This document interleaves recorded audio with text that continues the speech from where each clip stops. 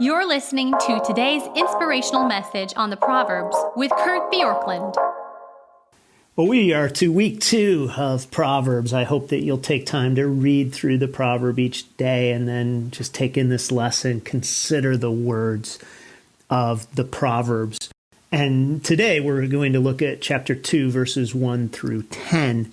And these verses have this if-then structure. My son, if you receive my words, verse 1. Verse 3, yes, if you call out for insight and raise your voice for understanding. Verse 4, if you seek it like silver and search for it as hidden treasure.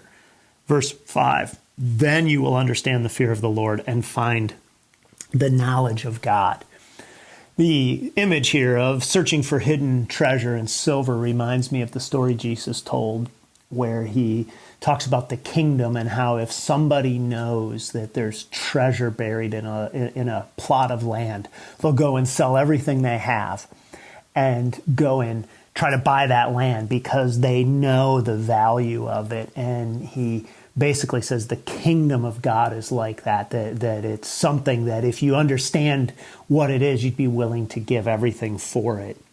And here, the call of wisdom, which again is this public call, is in essence saying that there is a challenge to getting wisdom.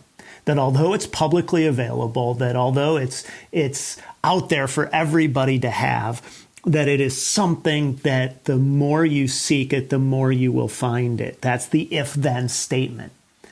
And there's a piece of me that when I read this, I feel like it's just being unduly repetitious, meaning chapter 1 talks about finding wisdom, chapter 2, chapter 3. In fact, so much of the first 8, 9 chapters are about finding wisdom. But what do we do with things that are really important? We repeat them over and over and over again. And so here, the Proverbs are saying, if you will seek it, then you will find it. And then it says, verse 6, for the Lord gives wisdom. So on one hand, it's conditional on us seeking, and it is something that is hard won through our effort. And then on the other hand, it's something that is God-given. And it says, for the Lord gives wisdom. From his mouth comes knowledge and understanding.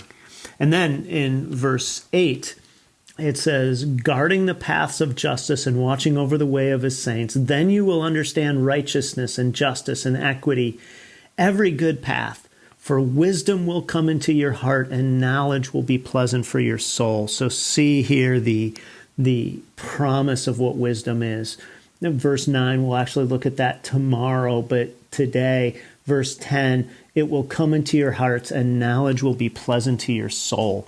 So the more that you seek wisdom, the more it will be good for your soul. So let me ask you, what are you seeking? What would be your if in life? And by if, I mean if this passage says, if you do this, then these things happen.